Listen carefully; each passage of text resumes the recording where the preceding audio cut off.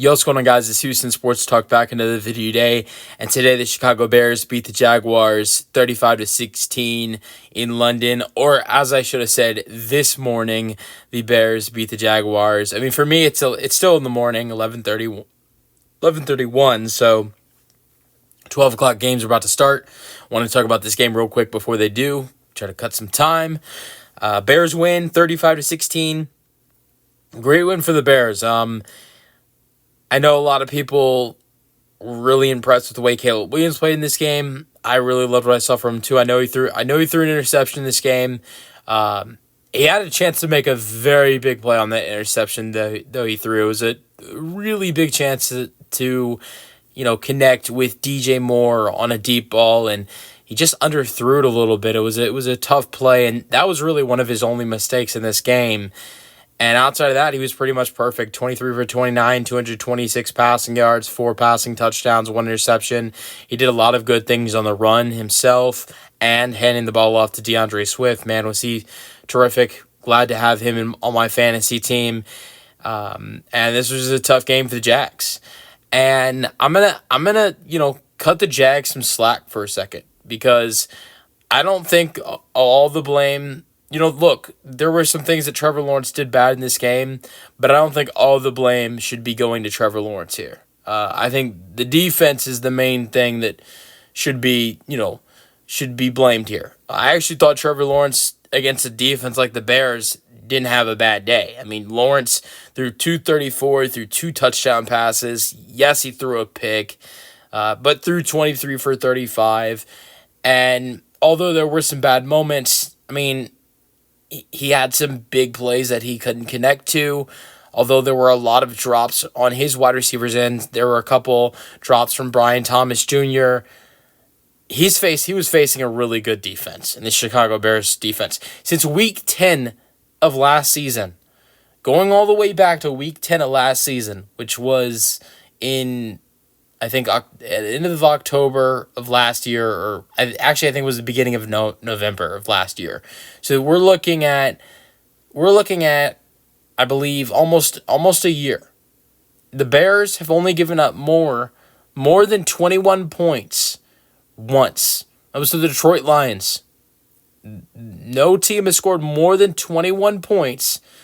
I guess that's their last. It's their last 13 games. Only one team has scored more than 21 points. That's the Detroit Lions. Scored 31.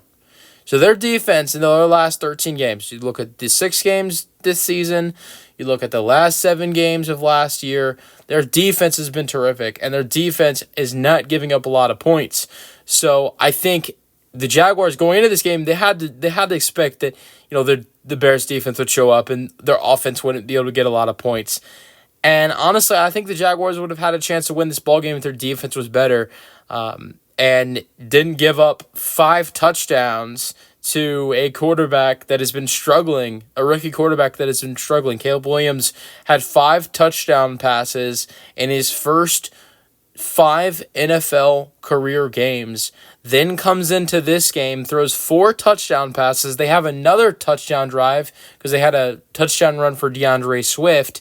So I'm not trying to, I'm not trying to, talk bad about Caleb Williams. He has struggled before this matchup, and I think that's why it's very disappointing for the Jaguars defense, knowing that against a good defense, I thought 16 points, even though it's not great. This offense has been struggling. Their offense has been really struggling to get going, besides last week putting up 37 points. I think 16 points against this Bears defense, with their reputation over the last 13 games, it's not bad. I think where the blame has to go is probably the coaching for Jacksonville and the defense for giving up 35 points. Jesus, because I really believe that this would have been a close game and potentially a win for Jacksonville if their defense shows up in this one. We're talking about, the Bears scored 5 touchdowns in this game. No field goals for the Bears. 5 touchdowns. I mean, if the defense is able to limit that to 3 touchdowns, you're looking at a 5-point game. So defense has to be better. Their defense has been really bad all season. Even though the offense was clicking last week against Indianapolis, scoring 37 points, they still gave up 34 to Indianapolis and Joe Flacco. So yeah, their defense is really bad, and I'm not going to even blame their offense going up against this Bears defense, knowing what they have done this season and going back to last season. But great win for Chicago. I'm going to go over the scoring summary. Jacksonville scored on their first drive. It's the first time they've scored on a first drive this year. Also, this was the 8th drive they had this season of 10 or more plays without a touchdown. It made it 3-0. And then the Bears went on a huge run. Caleb Williams connects with Cole Kmet, 7-3. He does it again with Cole Kmet. This was the theme of 2 touchdowns for players. As Cole Kmet had 2 touchdowns.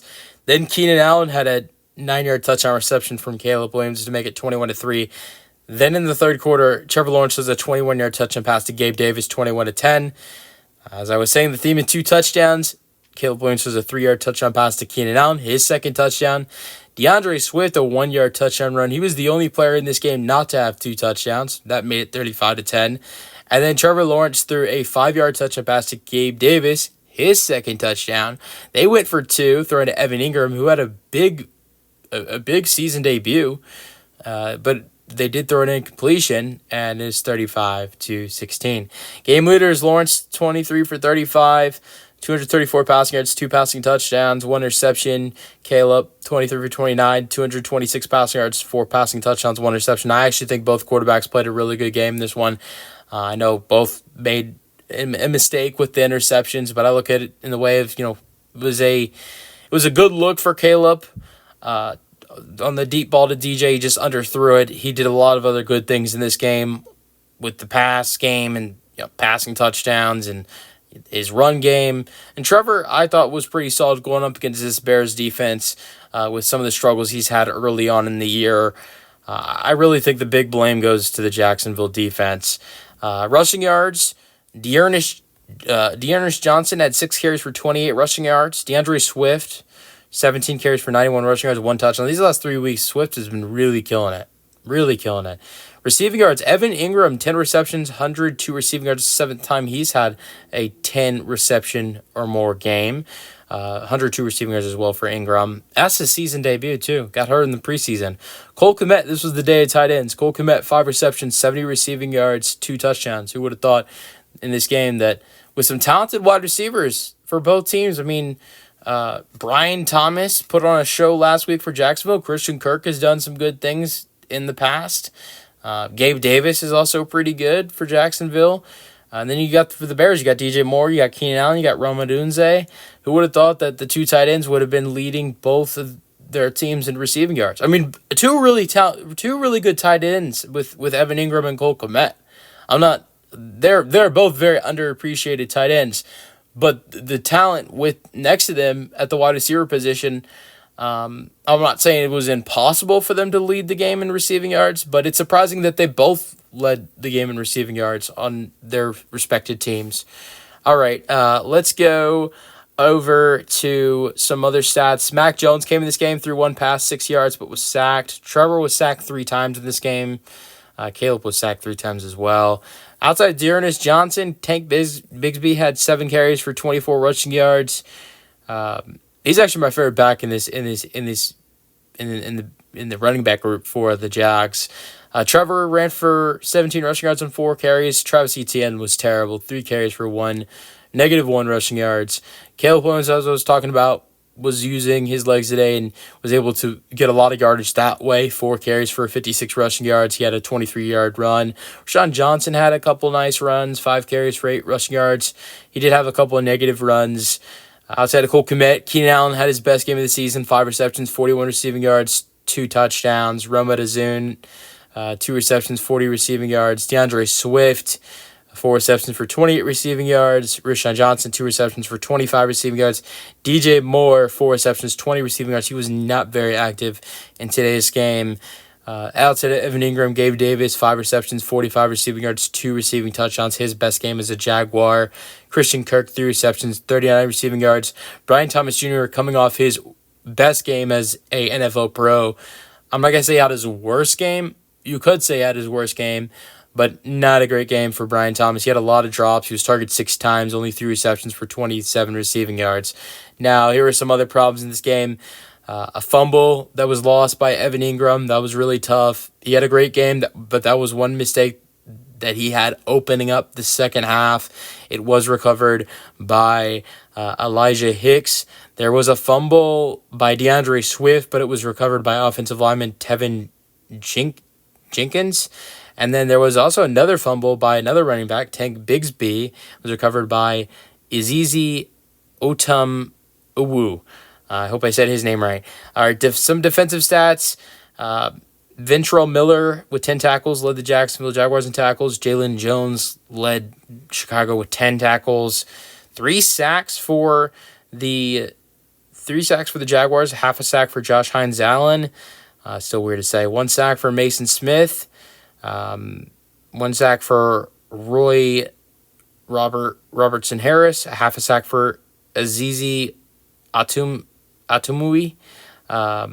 That's a completely different name for what I said earlier. Also, that was it for their sacks. 3 tackles for loss as well. 4 sacks for Chicago. 1 sack for DeMarcus Walker. Half a sack for Montez Sweat. Half a sack for Brian Cowart. And that was really it.